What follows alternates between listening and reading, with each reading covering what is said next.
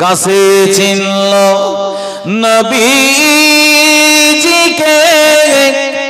মাছে চিনিল নবীজি, উম্মত হইয়া চিনিলাম না কব, চিনিল বনের হরিণী। উম্মত হয়ে চিনলাম না, বনের হরিণ নবীকে চিনেছে। নবীজি যাচ্ছেন, বনের হরিণকে বাধা রয়েছে একটা গাছে। নবীকে ডাক দিলেন, নবী বললেন বলো। বলে এক ইহুদি আমাকে বেঁধে রেখেছে এই গাছে। ইয়া রাসূলুল্লাহ, আমার ছোট্ট ছোট্ট সন্তান কচি আছে, হরিণী আছে, বাচ্চা হরিণী 3টে, এখনো আমার দুধ খায় তারা হুজুর, এখনো আমার দুধ পান করে তারা। আপনি যদি অন্তত আমার খুলে দেওয়ার ব্যবস্থা করেন, আমার ওই বাচ্চা 3টে হরিণীর সঙ্গে আমি অন্তত কথা বলে আসবো। দেখ, শেষ দেখাটা দেখে নে, তোদের মাকে এক ইহুদি ধরেছে, শিকার করেছে, আমার গলাটা কেটে নেবে, আমি মারা যাব, তোরা অন্য কোনো পথ দেখে নে, তাদের কাছ থেকে অন্তত আমি বিদায়টা নিয়ে আসি। আর ইহুদি হঠাৎ চলে এসেছে, এই মোহাম্মদ কি ব্যাপার?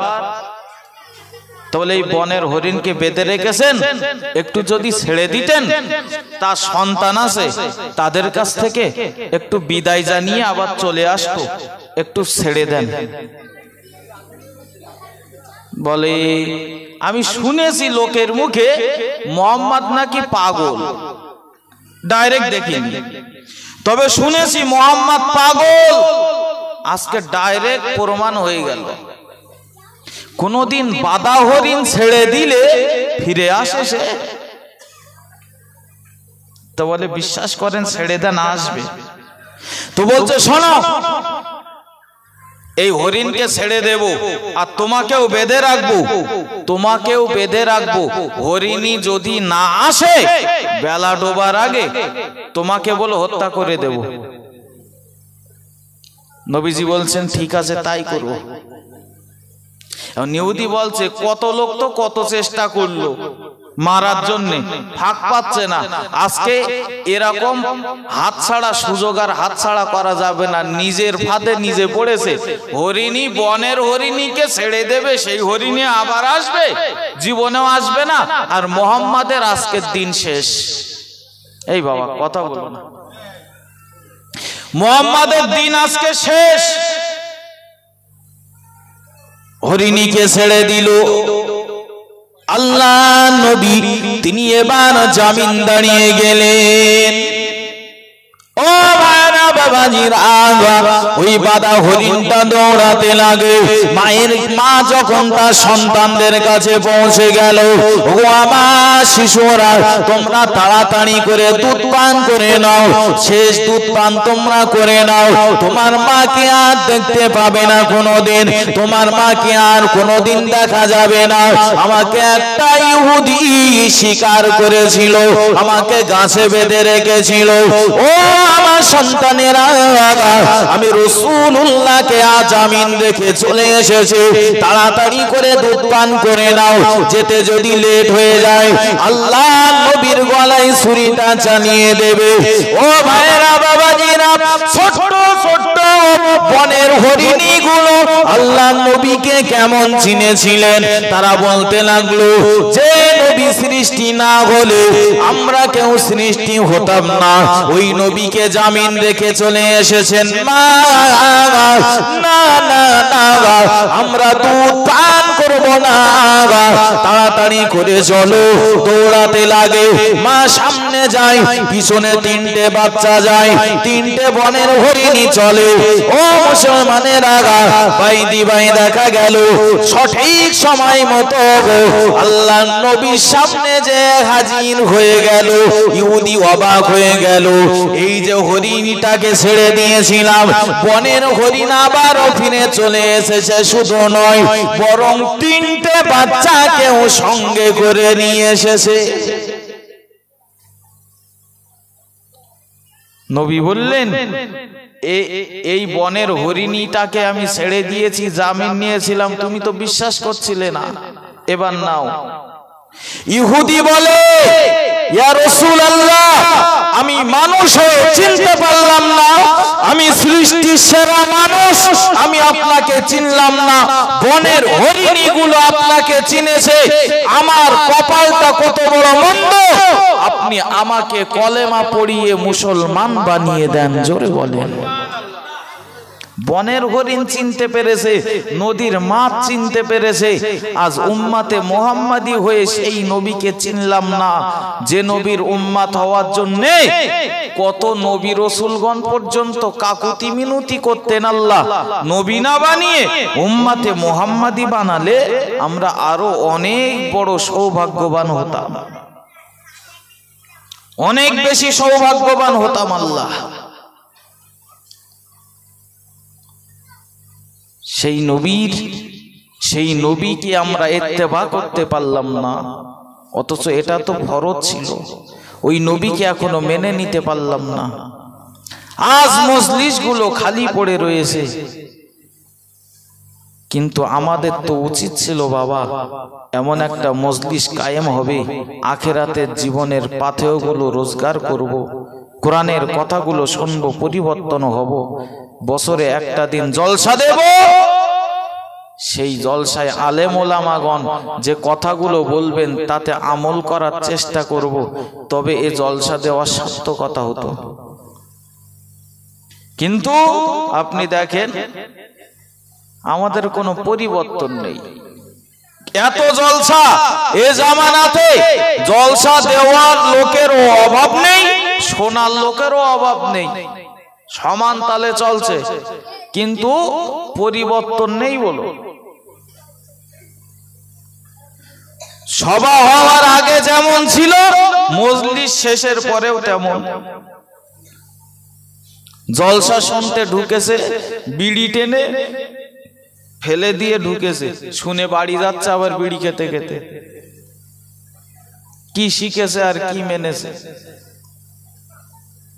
যে বেনামাজি সেই বেনামাজি, যে বেরোজাদা সেই বেরোজাদা, জলসা হয়ে গেল। অথচ দেখছি যে মহিলা সমিতি করত, সভা শোনার পরেও সেই মহিলা সমিতির খাতার থেকে নাম কাটলো না, যে মদপান করত, সভা শোনার পরেও মদপান ছাড়লো না, যে মানুষটা লটারি কাটতো, জলসা শোনার পরেও লটারি ছাড়তে পারলো না। কি উপকার হয়েছে আমাদের? আসলে পরিবর্তন হবে কি? পরিবর্তন হবে কি? মানার চেষ্টা করব, তারপরে তো পরিবর্তন হবে। আমি নিজে মানার চেষ্টা করব, তারপরে তো পরিবর্তন হব। আল্লাহ পাক কোরআনে জানিয়েছেন, জানেন, বলেছেন, আমি ততক্ষণ পর্যন্ত কাউকে পরিবর্তন করি না যতক্ষণ না পর্যন্ত সে নিজে পরিবর্তন না হয়। আমাদের নিজেদেরই তো সেই ইচ্ছাগুলো নেই যে পরিবর্তন হব। তা না হলে একটা ওয়াজ হেদায়েতের জন্য যথেষ্ট হয়ে যেত, হাজার হাজার ওয়াজ শোনা লাগতো না বাবা, একটা ওয়াজ শুনেই হেদায়েত হয়ে যেত। আপনার শরীর খারাপ হয়েছে, কোথায় যাবে? তো গোপালপুর ডাক্তারের কাছে গিয়েছেন, একটা হাতুড়ে ডাক্তার। তো ডাক্তার একটা প্রেসক্রিপশন লিখে দিয়েছেন, আপনার যে রোগ, এই ওষুধ খেলে আপনি সুস্থ হয়ে যাবেন।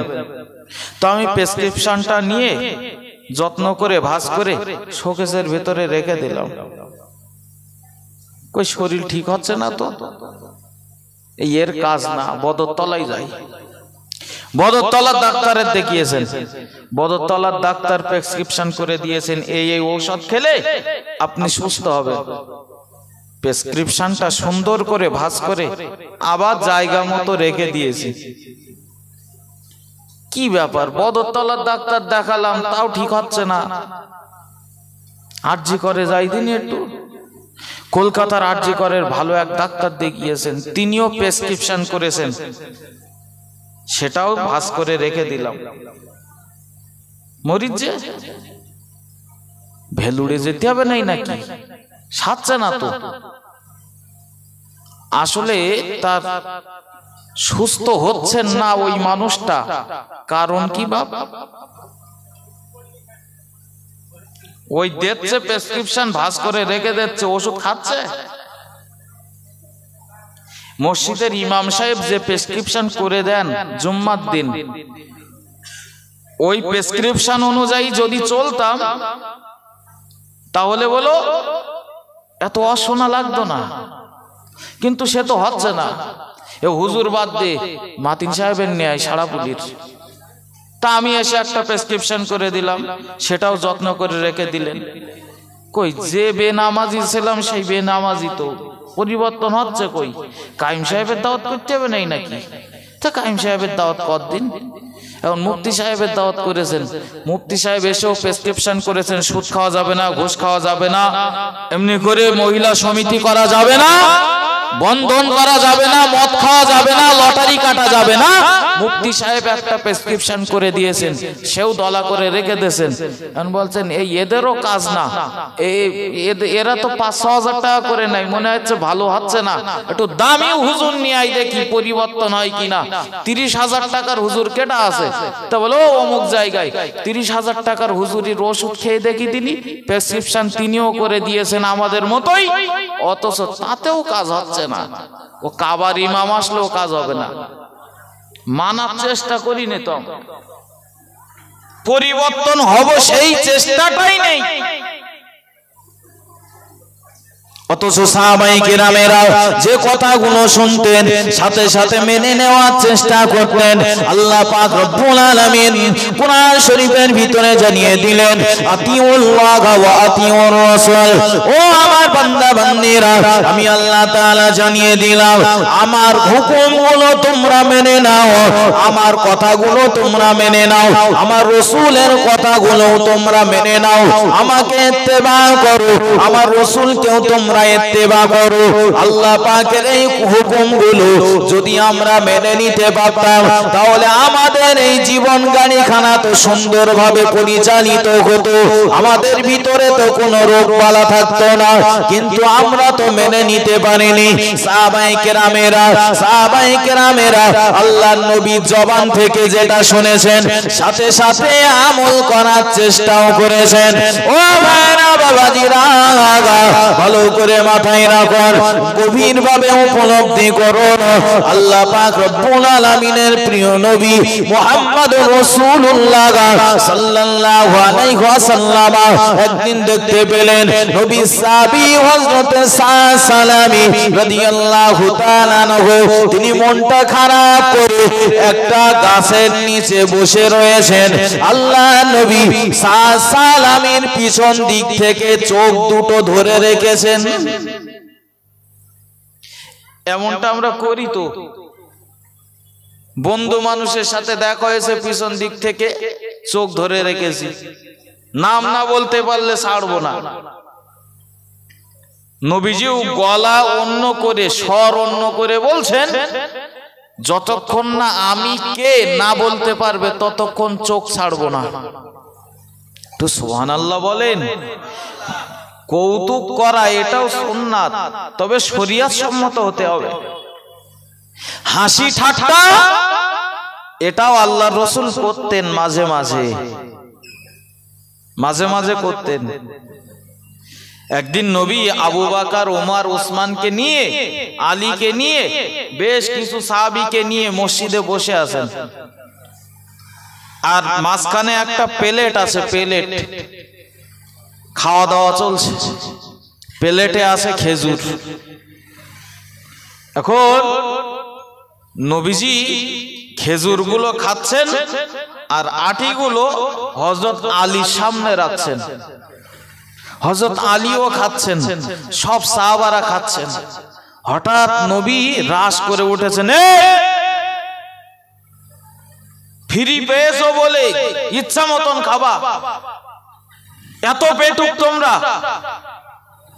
কিছু কিছু লোক আছে না, বাড়ি মোটে খাতি চাই না, 1 কেজি গরুর গোশত কিনেছে, তাতে 500 গ্রাম আলু, আর খায় আর বলে আলু খাচ্ছে, আর বলছে আলুই স্বাদ লাগে খুব। আর কুটুম বাড়ি গেছে, বাই চান্স একটা পড়েছে আলুর পিস, সাথে সাথে বন প্লেট, সাথে সাথে ও চিলিপ সিরেস্তান, আর স্বাদ লাগছে না। নবীজি বলছেন ফ্রি পেয়েছো বলে এত খাওয়া খেতে হবে, এত পেটুক তোমরা, একটু আস্তে খাও। তো সাহাবাদের তো লজ্জা লেগে গেছে, আল্লাহ নবী জীবনে এরকম বলেন না। তো সবাই চতুর্দিকে দেখছে, সবার সামনে আটি দেখছে, আর হযরত আলীর সামনে আটি ডবল। তিনি তো একটা খাচ্ছেন আর নবী খাচ্ছে আর আলীর সামনে দিচ্ছে। হযরত আলী রাদিয়াল্লাহু তাআলা আনহু, তিনি নবীর সঙ্গে তানা সম্পর্ক কি ছিল বাপ? আপনারা কি প্রতিজ্ঞা করেছেন জীবন যাই যাবে কথা বলবো না? শ্বশুর জামাই না, লজ্জা কিরকম লাগবে তাইলে শ্বশুর যদি ওই কথা বলে। বলছেন দেখো কি খাবার খাচ্ছে, আটি ঢিবি করে ফেলেছে। হযরত আলী রাদিয়াল্লাহু আনহু তখন বলছেন, ও সাহাবারা শোনো, আমি না হয় বিরাট বড় পেটু, আমার সামনে আটি বেশি হয়ে গেছে, তাই খেয়েছি অনেক, একটু বলো দিনি, খাচ্ছি তো আমরা সবাই, আমি তাও আটিগুলো সামনে রাখছি, আর যে আটি সমেত খাচ্ছে সে কম বড় পেটু। খুঁজে দেখো দিন কার সামনে মোটেও আটি নেই, খাচ্ছে তো সবাই সমান তালে। মাঝে মধ্যে নবীজি সাহাবীদেরকে নিয়ে একটু কৌতুক করতেন। সাইদ সালামি চোখ ধরে রেখেছেন, বলো নাম না বলতে পারলে ছাড়বো না। হযরত সাইদ সালামি বলে, আমি চিনতে পারছি না ভাই আপনাকে, তবে আমার মন বড় খারাপ, আমার চোখ দুটো আপনি ছেড়ে দেন। বলে আমার যতক্ষণ নাম না বলতে পারবে ছেড়ে দেব না। ও ভাইরা বাবাজিরা, হযরত সাইদ সালামি আল্লাহর নবীর হাত স্পর্শ করা মাত্রই বুঝতে পারলেন ইনি অন্য কেউ নন, ইনি হলেন দিন ও দুনিয়ার বাদশা হাবিবুল্লাহ জনাবে মুহাম্মদুর রাসূলুল্লাহ সাল্লাল্লাহু আলাইহি ওয়াসাল্লাম। তিনি বললেন, আপনি মনে হয় আল্লাহর নবী হবেন। আল্লাহর নবী এবার বললেন, বাবা সাইদ সালামি, আমি রাসূলুল্লাহ জিজ্ঞাসা করছি, বলো তোমার মন কেন এত খারাপ? তোমার কি পূর্বে ধর্মের কথা মনে পড়ে গেল নাকি? ইসলাম কবুল করেছো, ইসলাম কবুল করার আগে যে ধর্মটা তুমি অনুসরণ করে চলতে, পূর্বে ধর্মের কথা কি মনে পড়ে গেল নাকি? হযরত সাইদ সালামি বলেন, না না ইয়া রাসূলুল্লাহ, পূর্বে ধর্মের কথা আমার মনে পড়েনি। ও আমার সাহাবী সাইদ, তবে মনটা কেন এত খারাপ? বাড়ির কথা মনে পড়ে নাকি? বাড়ির কথা কি মনে পড়ে নাকি? বলে না, বাড়ির কথাও মনে পড়ে না। তবে কেন তোমার মন এত খারাপ হয়ে গেল? আল্লাহর নবী সাহাবী হযরত সাইদ সালামি রাদিয়াল্লাহু তাআলা আনহু বললেন, ইয়া রাসূলুল্লাহ, আপনি হাদিস শরীফের ভিতরে বলেছেন, আন-নিকাহু মিন সুন্নতি, বিবাহ করা হলো আমার সুন্নাত। ইয়া রাসূলুল্লাহ, বিবাহ আমার হচ্ছে না বলে আমি সাইদ সালামি আমার মনটা বড় খারাপ। ইয়া রাসূলুল্লাহ, ইয়া হাবিবাল্লাহ, হুজুর আমাকে মদিনার মানুষেরা গোরাবুল আরব বলে ডাকে, আরবের তারকাক বলে ডাকে। ও আল্লাহ নবী, আমি কালো কুচকুচে দেখতে, শুধু এখানে শেষ নয়, আমার ঠোঁট দুটো মোটা, আমার দেখতে কুৎসিত কদাকার। ইয়া রাসূলুল্লাহ, মদিনা যে মেয়ের জন্য আমি প্রস্তাব নিয়ে যাই, সেই মেয়েটা আমার প্রস্তাব প্রত্যাখ্যান করে দেয়। হুজুর, যে পরিবারে আমি চলে যাই, আপনার মেয়েকে আমি বিবাহ করার ইচ্ছা রাখি, ও আল্লাহ নবী, ওই পরিবার আমার সঙ্গে কেউ বিয়ে দিতে চায় না, আমি দেখতে খারাপ বলে। তবে ইয়া রাসূলুল্লাহ, আপনার এই সুন্নাতটা আমার জীবন থেকে বাদ চলে যাচ্ছে বলে আমার মনটা বড় খারাপ হয়ে গেছে। কটা সুন্নাত? মাত্র একটা সুন্নাত বাদ চলে যাচ্ছে, চোখে পানি চলে এসেছে, মন ভালো লাগছে না হুজুর, আপনার সুন্নাত বাদ যাচ্ছে।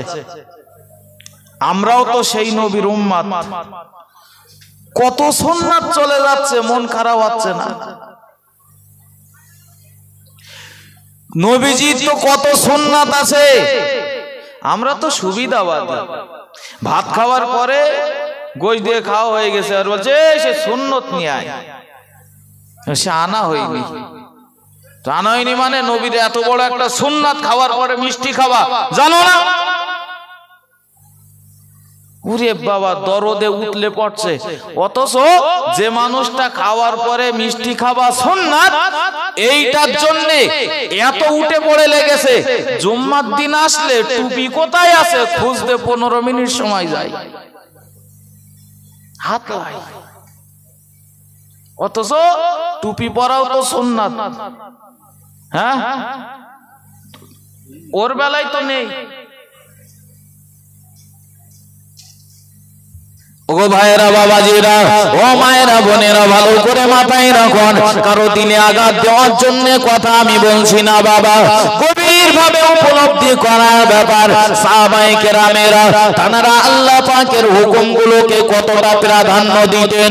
সাহাবায়ে কেরামেরা আল্লাহর নবীর জবানের কথাগুলো কতটা প্রাধান্য দিতেন। আজ উম্মতে মুহাম্মাদি আমরা হয়েছি, কোরআনের কথাগুলো আমরা হাজারবার শোনার পরও চেষ্টা করি না। জলসা হয়ে গেল, আলেম ওলামারা যে কথাগুলো বলে গেলেন, ওই কথাগুলো মেনে চলার মতো আমাদের মন মানসিকতা তৈরি হয় না কেন?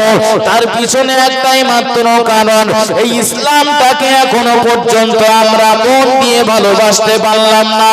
আল্লাহ পাকের নবী সাহাবী হযরত সাঈদ সালামী রাদিয়াল্লাহু তাআলা আনহু বললেন, ইয়া রাসূলুল্লাহ, আপনি হাদিস পাকের ভিতরে জানিয়েছেন, আন-নিকাহু মিন সুন্নতি, বিবাহ করা হলো আমার সুন্নাত। ইয়া রাসূলুল্লাহ, ইয়া হাবিবাল্লাহ, এই বিবাহটা করতে পারছি না বলে আজ আমার মনটা অনেক বড় খারাপ হয়ে গেছে। নবী বলছেন, বাবা কান্নার কারণ নেই, আমি যদি তোমার বিবাহ ঠিক করে দেই তাহলে কি তুমি খুশি হয়েছো? কি বলেন, আমার বিবাহ ঠিক হবে? এত জায়গায় গেলাম, কেউ আমাকে মেয়ে দিতে চাই না। আপনি বললে হয়তো হতে পারে, তা কেউ দেবে আমার? নবী বললেন, বাবা একটা মেয়ের নাম শুনেছো? তাহলে কি হুজুর? বলে মদিনা সব থেকে ধনী সাহাবী আমর ইবনে ওহাবের মেয়ে, যাকে বলা হতো হুরে মাদিনা, মানে মদিনার হুর, এত সুন্দর দেখতে। বলে ওই মেয়ের সঙ্গে যদি তোমার বিবাহ ঠিক করে দেই তুমি খুশি হবে? হুজুর কি বলেন, হুরে মাদিনা, সব থেকে মদিনা সুন্দরী মেয়ের কথা বলছেন? আমি তো যোগে জাগে মেয়ে হলে হবে আমার, হুজুর সুন্নাত আদায় হয়ে গেলে হয়ে যাবে, আপনি হুরে মদিনা খুঁজছেন? তো হুজুর যখন বলেছেন তো রাজি হয়ে যায়। হুজুর তাই দেখেন তো, বলছে যাও ওর কাছে গিয়ে প্রস্তাব দাও, বলো যে আল্লাহর নবী আপনার মেয়ের সঙ্গে আমার বিবাহ ঠিক করে দিয়েছে। আল্লাহ নবী সাহাবী হযরত সাঈদ সালামী মনে বড় আনন্দ করে এবার দৌড়াতে লাগে হযরত আমর ইবনে ওয়াহাবের বাড়ির দিকে রওনা।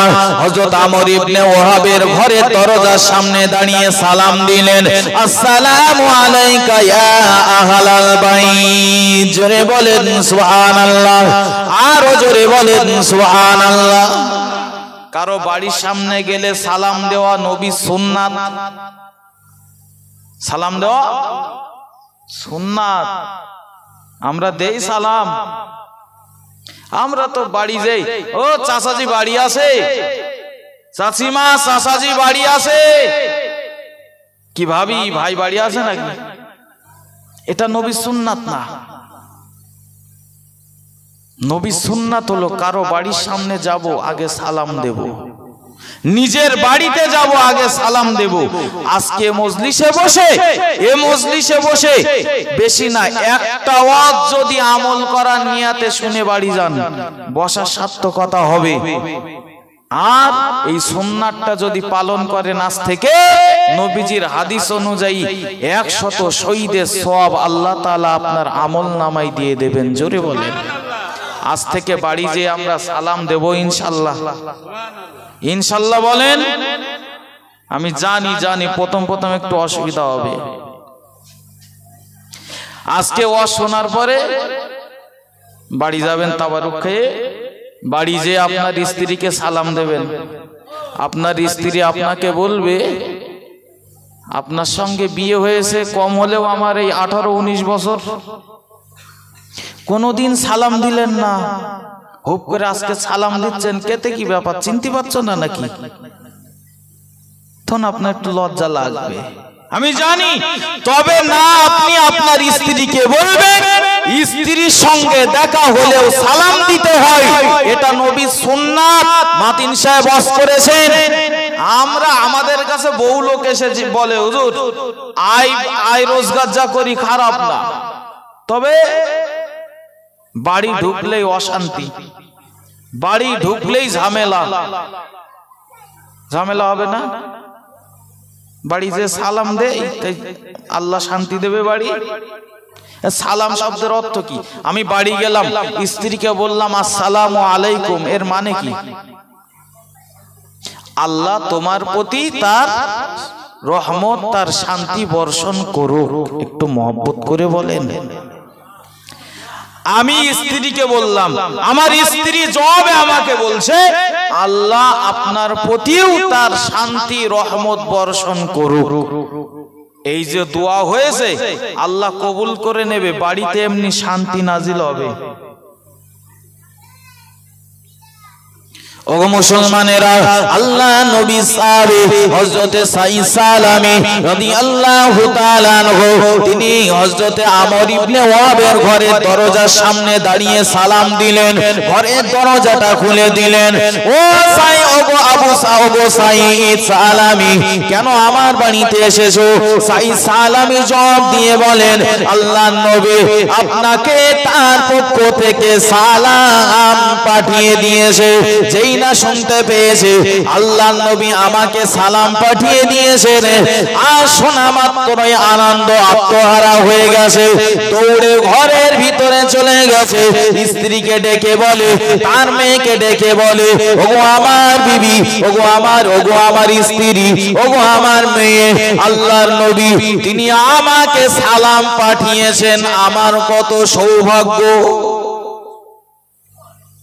নবী সালাম পাঠাচ্ছেন মানে ভাগ্য কি একটু অর্ধেক ভালো তার?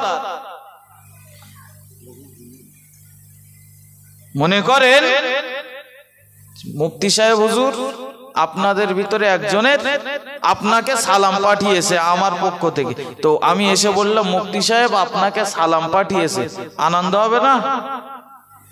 যে আমার সালাম পাঠিয়েছে এতটা আমার স্মরণ রাখে। আমরা তো এরকমই বলি, একটা জায়গায় যাচ্ছি তো আমার আব্বা আমাকে বললেন অমুক জায়গায় না আমার ছোটবেলাকার একটা বন্ধু আছে, যাও ওই আব্দুর রশিদ মিয়ার গিয়ে বলবে আমার আব্বা আপনাকে সালাম পাঠিয়েছে। ঠিক এই রকম তিনি এসে বললেন যে আল্লাহর নবী সালাম পাঠিয়েছে, তখন কি বলবে? ঠিক আছে, আপনাকে তো অনেক লোক সালাম পাঠায়, তো উত্তর কি দেবেন? যে আমার আব্বা আপনাকে সালাম পাঠিয়েছে, উত্তর কি হবে? উত্তর হবে ওয়া আলাইকা ওয়া আলাইহিস সালাম। কেউ যদি কারো সালাম পাঠায় তার উত্তর হবে, আমার সঙ্গে বলেন, ওয়া আলাইকা ওয়া আলাইহিস সালাম, ওয়া আলাইকা ওয়া আলাইহিস সালাম। এর মানে কি জানেন? আল্লাহ তুমি যে সালামটা নিয়ে এসেছো আমার কাছে, তোমাকেও আল্লাহ তার রহমত বর্ষণ করে তোমাকেও শান্তি দান করুক, তোমার আব্বাকেও আল্লাহ তাআলা শান্তি দেখ, মানে যিনি আমাকে সালাম পাঠিয়েছেন তারও শান্তি দেখ, তোমাকেও শান্তি দেখ। জোরে বলেন। এটা তো শিখলাম, কেউ কারো সালাম পাঠালে উত্তর দিতে হবে ওয়া আলাইকা ওয়া আলাইহিস সালাম। আচ্ছা, তিনি আনন্দে আত্মহারা হয়ে ঘরের ভিতরে যে স্ত্রীর সঙ্গে আনন্দ করে, মেয়ের সঙ্গে আনন্দ করে, দেখো নবীজি আমাকে কতটা মহব্বত করে, নবী আমার সালাম পাঠিয়েছে, বিরাট আনন্দ করছে। আসলে যে কথাটা বলার জন্য গেছেন, কথাটা বলা হয়েছে, শুনে তো দৌড়। হযরত ঈসা আলামি বাইরে দাঁড়িয়ে রইলেন। যে উদ্দেশ্যে এসেছি উদ্দেশ্যটা তো সফল হলো না। সালাম শোনা মাত্র আনন্দে ঘরের ভিতরে চলে গেল। সালাম দেবার আগে তো কথা বলাটা মনে হয় ভালো ছিল। ও ভাইরা, বাবাজিরা, আমর ইবনে ওয়াহাব তিনি এবার ভাবতে লাগলেন, আমার বাড়িতে এসেছে, সালাম দিয়েছে, আমি তো আনন্দে ঘরের ভিতরে প্রবেশ করে গেলাম, কিন্তু কিসের জন্য এসেছে সেটা তো শোনা হলো না। এবার বাইরে আবার বার হয়ে দেখতে পেলেন, বাইরে এখন হযরত ঈসা আলামি দাঁড়িয়ে। ও নবী সাহাবী, কিসের জন্য এসেছো বাবা? বলে, ও গো আল্লাহর নবী সাহাবী, ও আমর ইবনে ওয়াহাব, আল্লাহর নবী আমাকে আপনার সালাম পাঠিয়ে দিয়ে বলেছেন আমার সঙ্গে আপনার মেয়েকে আল্লাহর নবী বিবাহ ঠিক করে পাঠিয়ে দিয়েছেন। শুনে তো মেজাজ গরম। আমার মেয়ে সবাই নাম দিয়েছে হুরে মদিনা। মদিনা সব থেকে সুন্দরী নারী, আর তুমি হলে গুরাবুল আরব, আরবের দাড় কাক, কালো কুসকুসে। আচ্ছা, প্রত্যেকটা পিতামাতার তো একটা চাহিদা থাকে, মেয়ে বিয়ে দেব যেন জামাইটা ভালো হয়। থাকে না? থাকে না বাবা, সবার থাকে তো। তা আমর ইবনে ওয়াহাবেরও তো মনে একটা ইচ্ছা আছে যে আমার যে জামাই হবে সে তো ভালো হবে, আমরা আমার মেয়ে বিয়ে দেব। মনে করেন আপনার একটা মেয়ে আছে, তো আমি বললাম আপনার তো মেয়ে আছে, বিয়ের উপযুক্ত মেয়ে তো একটা ছেলে আছে ভালো, কোথায় বাড়ি? তো ও মনে করেন বললো বাদুড়িয়ায় বাড়ি। আপনার প্রথম কথা কি হবে? কেউ মেয়েটি বিয়ে দেননি নাকি? মারি লেগে যাবে বলো। আমি আপনাকে বলছি যে আপনার একটা তো মেয়ে আছে, তো বিয়ে দেবেন, ছেলে একটা দেখেছি ভালো, তো প্রথম কথা হবে না যে ছেলে কি করে, না অন্য কোনো কথা বলে কেউ? ছেলে কি করে কোনদিন শুনলাম না কোন মেয়ের বাপ বলেছে। বলছেন তো একটা ভালো ছেলে আছে, তো ছেলেটা নামাজ পড়ে, তো ছেলেটা রমজানে রোজা রাখে, তো ছেলেটা হালাল ভাবে অর্থ রোজগার করে, তো এমন কথা কারো শুনতে শুনলাম না। যার সঙ্গেই বলি একটা ছেলে আছে ভালো, বলে ছেলে কি কাজ করে? তো বলে ছেলেটা ইমামতি করে, ৬০০০ টাকা মাইনে। তাহলে চলবে না, ও চলবে না, ও ৬০০০ টাকায় হয়। তাহলে আর একটা ছেলে আছে, তাহলে কোথায়? তাহলে কাঠিয়াট বাড়ি। তাহলে সে কি করে? তাহলে এপারের মাল ওপারে দেয়, বেলাকের কাজ করে। পার ডে কম হলেও ৩০০০ টাকা রোজগার করে, মাসে মোটে না হলেও ১,০০,০০০ টাকা আয় হয় তার। তাহলে ওই ছেলের লাগবে, তাহলে সে কালো পিসের ড্রাম মতন বলে তা হোক। তাহলে শোনো, শেষ পর্যন্ত সে বললো দাঁড়াই পেশাব করে, বললো তাহলে সে করে, করুক, গে যাক, সব ঠিক হয়ে যাবে। বলে এখনো শেষ হয়নি, মদ খায় একটু অর্ধেক, তাহলে ও ঠিক হয়ে যাবে নি, আস্তে আস্তে ছেড়ে দেবে নি, এ বয়সে একটু ওরকম করে। একজন ইমাম সাহেবের, একজন মুয়াজ্জিন সাহেবের সঙ্গে আমরা মেয়ে বিয়ে দিতে চাই না, তার বেতন রয়েছে ৬০০০ টাকা, ৭০০০ টাকা, তার মূল্যায়ন হয় না। আর মূল্যায়ন করছি দাঁড়িয়ে পেশাব করা ছেলে, পার ডে ৩০০০ রোজগার করে, বলে ওই ছেলেই লাগবে আমার। আর ভোগেও সেই রকম। সেই রকম ভোগে তো। একজন আলেমের স্ত্রীর কাছে, একজন ইমাম সাহেবের স্ত্রীর কাছে জিজ্ঞাসা করবেন, আপনার স্বামী তো মাদ্রাসায় পড়িয়ে ৬০০০ টাকা রোজগার করেন, মসজিদে ইমামতি করে তো ৭০০০ টাকা বেতন পান, তা আপনাদের সংসারে অশান্তি কিরকম লাগে? মনে রাখবেন, একজন আলেমের ঘরের স্ত্রী, হাফেজ সাহেবের ঘরের স্ত্রী বলবে, আমার সংসারে ৬০০০ টাকা রোজগার হলে কি হয়, বিরাট শান্তিতে আছি। একটু সুবহানাল্লাহ বলেন। কিন্তু ওই যে দাঁড়িয়ে পেশাব করছিল ৩০০০ টাকা করে বেলাকের কাজ করে, তার বাড়ি যাবেন, গিয়ে তার স্ত্রীর জিজ্ঞাসা করবেন, বিরাট আনন্দ হচ্ছে তো নাকি? স্বামী ৩০০০ টাকা করে রোজগার করছে, খুব সুখ হচ্ছে। তাহলে সে আর বলো না, প্রত্যেক দিন বাংলা মাল টেনে এসে যে কষাই ৩০০০ টাকার থেকে ওই ৬০০০ ভালো ছিল। যারা ভোগছে তারাই জানে, তারাই জানে। ও মুসলমানেরা, ও ভাইরা, বাবাজিরা, আমি প্রসঙ্গ এড়িয়ে যাব না, বিষয়টা পরিষ্কার করার জন্য বলে ফেললাম। কেউ মনে ব্যথা নেবেন না, দুঃখ নেবেন না। আল্লাহ নবী সাহাবী হযরত আমর ইবনে ওয়াব দাঁড়িয়ে বলে দিলেন, ও